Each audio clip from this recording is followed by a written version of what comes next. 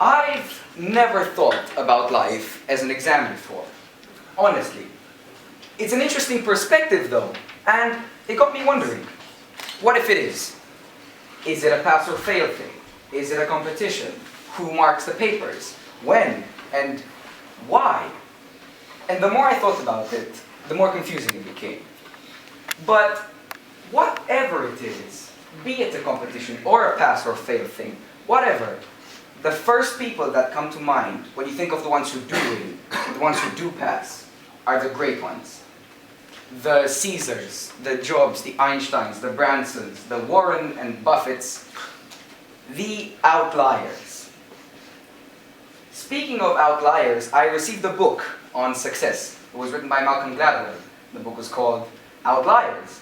And in said book, I read the following intriguing passage. It goes like this. The tallest oak in the forest is the tallest, not just because it grew from the hardiest acorn. It is the tallest, also because no other trees blocked its sunlight. The soil around it was deep and rich. No rabbit chewed through its bark as a sapling, and no lumberjack cut it down before it matured. Makes perfect sense, doesn't it? There's one small flaw. We are not trees. And there are a couple of key aspects that differentiate us. The ability to move and consciousness.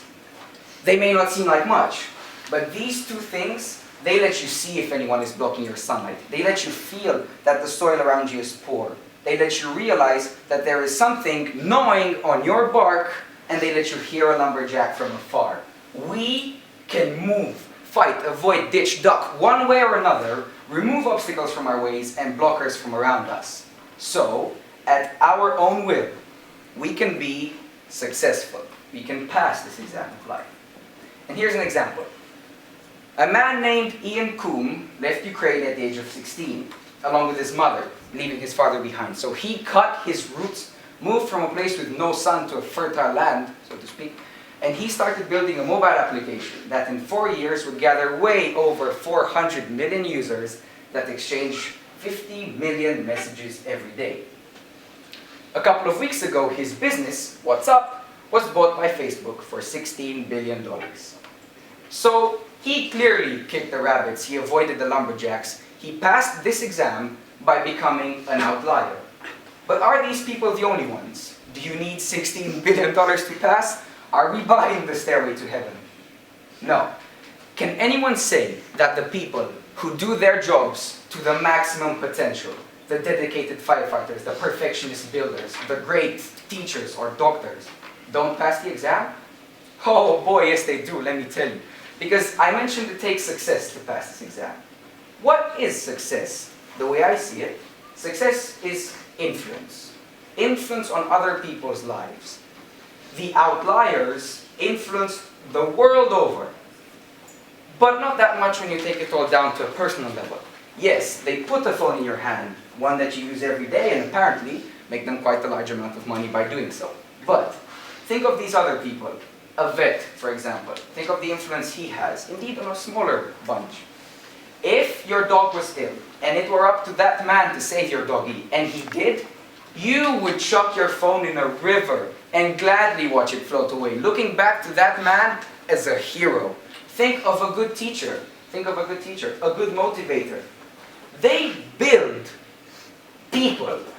You would do anything to see your child educated or motivated by such a person. The outliers are amazing. They affect the world. These people, however, great teachers or doctors, brave policemen, they can be heroes. They can truly impact people's lives, up close and personal. And that is amazing, because round up the influence an outlier has on the planet. And compare it to a doctor who saved a bunch of lives, and the difference shall be very small. So who passes the exam successfully? Those who are not trees. Those who move, fight, avoid, ditch, and remove obstacles. They are the outliers. Those who affect masses and leave a dent in human history, and the heroes, the people near us who deeply impact our lives. Those who earn our respect and gratitude by helping us become heroes or apply.